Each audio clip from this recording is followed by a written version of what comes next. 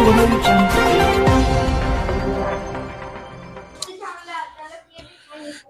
Morning जय जगन्नाथ। आज मुख्य खबर 27 एप्रिल 2024 10टी गुरुत्वपूर्ण खबर उपर नजर पकेबा। एक एनवीएस पक्षर पुणी नियुक्ति 500 पदवी खाली पड़ी और ओटीजी पदवी पूर्ण हम।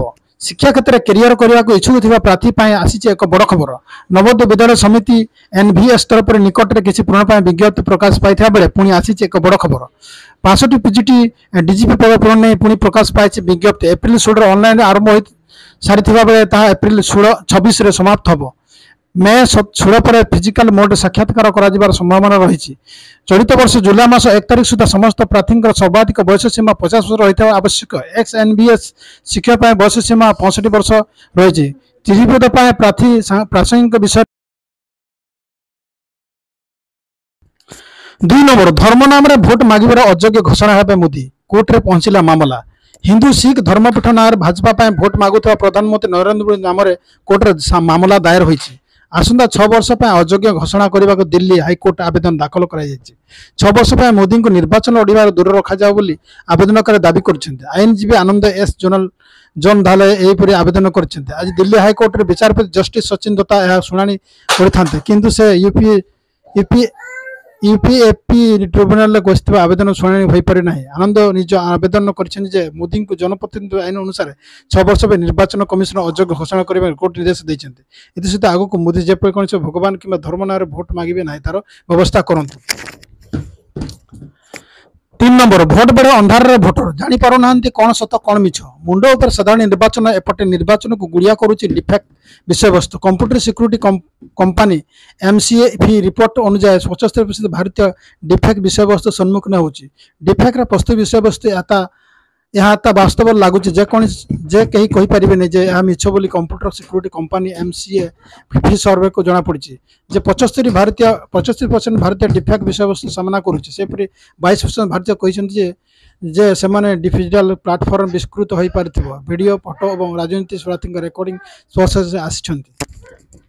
4 नंबर कंटाबांची आसन पांड्यान बोली अभियोग कला बीजेपी रखिला जवाब। मुख्यमंत्री कथा विजु जनता दल सुप्रीम नवीन पट्टनायक एथर 2टी आसन रूल निर्वाचन लड़ुंट। गोटे आसन निजपाई अन्य आसनटी भी कार्तिकेय पांड्यान बोली बीजेपी नेता कथा पूर्वतन राज्य सभापति समीर महांती एक सांबादिक सम्मेलन में प्रकाश कर दलर 2 नंबर नेता भी कार्तिकेय पांड्यान को गोटे आसन नहीं पछ द्वार क्षमता देवा लगी नवीन ये योजना कर। मुख्यमंत्री कंटाबांजी को छाड़ी केवल हिंजड़ी को रखिबे बोली कहते।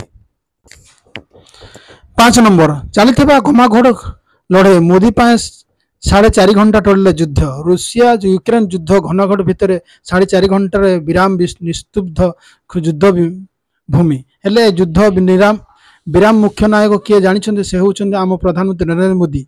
एक कथा आम कहूना कहते आम देशर खुद प्रतिरक्षा मंत्री राजनाथ सिंह विराट युद्ध भितर 4.5 घंटा किसी कम नुहे जो समय अटकी जाइथिला रूसिया यूक्रेन युद्ध। आमर आपण एबे भी भावुथिबे कौन पाई मोदी एमती गोटे वैश्विक विपत्ति बेले एमती कौन पाई कले एने खुलास कर राजनाथ प्रतिरक्षा मंत्री राजनाथ सिंह विशाखापट्टनम एक साधारण सभा संबोधन कर ए विषय कहते राजनाथ सिंह। 6 नंबर कुख्यात आतंकवादी लीडर हाजी अकबर को हत्या। काश्मीर पंडित को देउथिले धमक। पाकिस्तान आतंकवादी संगठन लश्कर इ इस्लामिक बड़ झटका। कुख्यात आतंकवादी तथा संगठन कमांडर हाजी अकबर आफरीदी को हत्या। खैबर जिलार बाराठार दुर्बृत्त गुड़ीमांडर हाजिर मृत्यु होती। आतंकवादी बंदूकधारी टार्गेट कर लश्कर इ इस्लामी आतंकवादी जड़ित थिला आफरीदी। हाकी अकबर को आफरीदी को काश्मीर आतंकवादी विस्तार करते काश्मीर पंडित मान काश्मीर छाड़ा चेतावनी देते। ए संस्थार आतंकवादी विभिन्न संप्रदाय धमक देवा एवं भय सृष्टि करते। अतीत ए गोष्ठी काश्मीर अर्थनीति टार्गेट कर काश्मीर छाड़ा कि भयर परिणाम भोगिया धमक देते। अकबर 2014 पाकिस्तान गुप्तचर एजेन्सी आईसीआई सहित जोगाजोगर थिला। 7 नंबर महंगा भत्ता छाड़ू कर्मचारी एचआरए बड़ परिवर्तन जानते केते मिलिबो। मार्च केंद्रीय कर्मचारी महंगा भत्ता 50% संशोधन कर आलोचना होची परवर्ती संशोधन महंगा भत्ता शून्य को कमिज किंतु एपर्यंत संपर्क कौन सरकार सूचना दे ना तेज नियम को गर्दाय हो पारे बोली कहुए।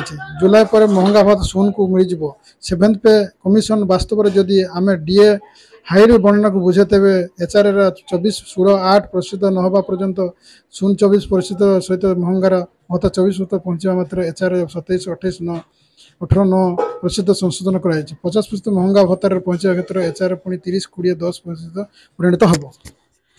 ଏହିପରି ପରିସ୍ଥିତିରେ ଯଦି ମହଙ୍ଗା ଭତ୍ତା ଶୂନକୁ କମିଯାଏ ତେବେ ଏଚ୍ଆର୍ଏ ସର୍ବାଧିକ ସୀମା ମଧ୍ୟ 24% ସଂଶୋଧନ ହେବ। ବର୍ତ୍ତମାନ ଏକ୍ସ ସହର ବର୍ଗରେ ଏଚ୍ଆର୍ଏ 30%, ୱାଇ ବର୍ଗରେ 20%, ଜେଡ୍ ସହର ବର୍ଗ 10% ଏଥିରେ ଦୁଇଥର ସଂଶୋଧନ କରିବାକୁ ନିୟମ କରାଯାଇଥିଲା। ପ୍ରଥମେ ଯେତେବେଳେ ମହଙ୍ଗା ଭତ୍ତା 25% ଏବଂ ଦ୍ୱିତୀୟରେ ଯେତେବେଳେ 50% ହେବ, ଏହା 25% ପହଞ୍ଚିଥିବା ପର୍ଯ୍ୟନ୍ତ ଏଚ୍ଆର୍ଏ ସର୍ବନିମ୍ନ ହାରର 24.16.8% ହେବ।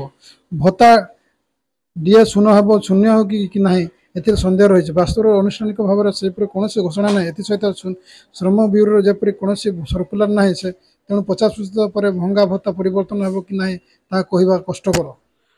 8 ନମ୍ବର, ସେମାନେ କିଏ? ଭାରତୀୟ ହେବା ପରେ ବି ଦେଇପାରିବେନି ଭୋଟ। ଭାରତର ଲୋକଙ୍କୁ ନିଜ ସରକାର ବାଛିବା ପାଇଁ ନିଜର ଅଧିକାର ରହିଛି।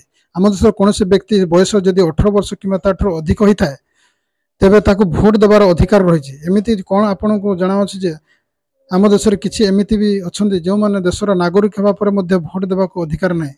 ଏହା ଆମକୁ କହୁନାହୁଁ, ବରଂ ଭାରତର ସମ୍ବିଧାନ ହିଁ କହୁଛି। ଭାରତର ସମ୍ବିଧାନରେ ମଧ୍ୟ ଏହାର ଉଲ୍ଲେଖ କରାଯାଇଛି। ଯେମିତି ଯଦି କୌଣସି ବ୍ୟକ୍ତି କୋର୍ଟର ପକ୍ଷରୁ ମାନସିକ ରୋଗୀ ଘୋଷିତ କରା ଦିଆଯାଇଛି ସେତେବେଳେ ସେ ବ୍ୟକ୍ତି ଭୋଟ ଦେବାର ଅଧିକାର ନାହିଁ ଏବଂ ସେହି ବ୍ୟକ୍ତି ମତଦାନ କରିପାରି ଦିଆଯାଏ ନାହିଁ। 9 ନମ୍ବର, ଆସନ୍ତା ଶିକ୍ଷା ବର୍ଷରୁ 2 ଥର ହୋଇପାରେ ବୋର୍ଡ ପରୀକ୍ଷା। Central board of secondary education CBSE ପକ୍ଷରୁ ପରିଚାଳନା ବୋର୍ଡ ପରୀକ୍ଷାର ବର୍ଷକୁ 2 ଥର ଅନୁଷ୍ଠିତ ହେବ। ଆସନ୍ତାକୁ 2025-26 ଶିକ୍ଷାବର୍ଷର ନିୟମ ଲାଗୁ କରିବାକୁ ଶିକ୍ଷା ମନ୍ତ୍ରଣାଳୟ ଲକ୍ଷ୍ୟ ରଖିଥିବା ବେଳେ ପିଲାଙ୍କ ଚାପମୁକ୍ତ ଏବଂ ଅଧିକ ସୁଯୋଗ ଦେବା ଉଦ୍ଦେଶ୍ୟରେ ଏପରି ଯୋଜନା କରାଯାଇଛି। ତେବେ ବର୍ଷକୁ 2 ଥର ବୋର୍ଡ ପରୀକ୍ଷା କିଭଳି ଅନୁଷ୍ଠିତ ହେବ ତା ଉପରେ ସମସ୍ତ ପ୍ରକାର ପଦକ୍ଷେପ ନେବା ଶିକ୍ଷା ମନ୍ତ୍ରଣାଳୟ ସିବିଏସ୍ଇକୁ କହିଛନ୍ତି। ଏଥିସହିତ ଆସନ୍ତା ମାସର ବୋର୍ଡ ସମସ୍ତ ସ୍କୁଲ ପ୍ରିନ୍ସିପାଲମାନଙ୍କ ସହ ଏକ ସମ୍ପର୍କ କଥା ହେବେ। 2 ଥର ବୋର୍ଡ ପରୀକ୍ଷା ସମ୍ପର୍କରେ ସେମାନଙ୍କ ମତାମତ ମଧ୍ୟ ଗ୍ରହଣ କରାଯିବ।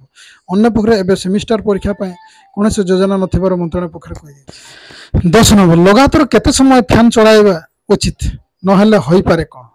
ବର୍ତ୍ତମାନ ଗ୍ରୀଷ୍ମ ଋତୁ ଚାଲିଛି, ତାତି ମଧ୍ୟ ବଢ଼ିଛି। ଏହା ଭିତରେ ଅନେକ ଘର ଏବଂ ଦୋକାନର ଫ୍ୟାନ୍ କ୍ରମାଗତ ଭାବରେ ଚାଲୁଛି। ଏପରି ପରିସ୍ଥିତିରେ ଲୋକମାନେ ଚିନ୍ତା ପ୍ରକଟ କରୁଛନ୍ତି ଯେ ସେମାନଙ୍କର ଫ୍ୟାନ୍ ଅତ୍ୟଧିକ ଗରମ ହୋଇପାରେ କିମ୍ବା ଜଳିପାରେ। ଏପରି ପରିସ୍ଥିତିରେ ଘରେ ଲଗାଉଥିବା ଫ୍ୟାନ୍ କେତେ ସମୟ ପରେ ବନ୍ଦ ହେବା ଦରକାର ତାହା ଜାଣିବା ଜରୁରୀ। ବର୍ତ୍ତମାନ ପ୍ରଶ୍ନ ଆସୁଛି ଯେ ଫ୍ୟାନ୍ କେତେ ସମୟ ଲଗାତାର ଚଳାଇ ପାରିବେ? ବିଶେଷଜ୍ଞଙ୍କ ଅନୁସାରେ ଯଦି ଆପଣ କ୍ରମାଗତ ଭାବରେ ସିଲିଂ ଫ୍ୟାନ୍ ଚଳାଉଛନ୍ତି ତେବେ ଆପଣଙ୍କର ପ୍ରତି 6 ଘଣ୍ଟାରୁ 8 ଘଣ୍ଟା ଅତି କମ୍ରେ 1 ଘଣ୍ଟା ପାଇଁ ଏହା ବନ୍ଦ କରିବାକୁ ପଡ଼ିବ। ଯଦି ଆପଣ ଏହା ନ କରନ୍ତି ତେବେ ଆପଣଙ୍କର ଫ୍ୟାନ୍ ଶୀଘ୍ର ନଷ୍ଟ ହୋଇପାରେ। ଏହା ସହିତ ଏହା ଭିତରେ ଥିବା ଯନ୍ତ୍ରାଂଶ ମଧ୍ୟ ଜଳି ଯାଇପାରେ।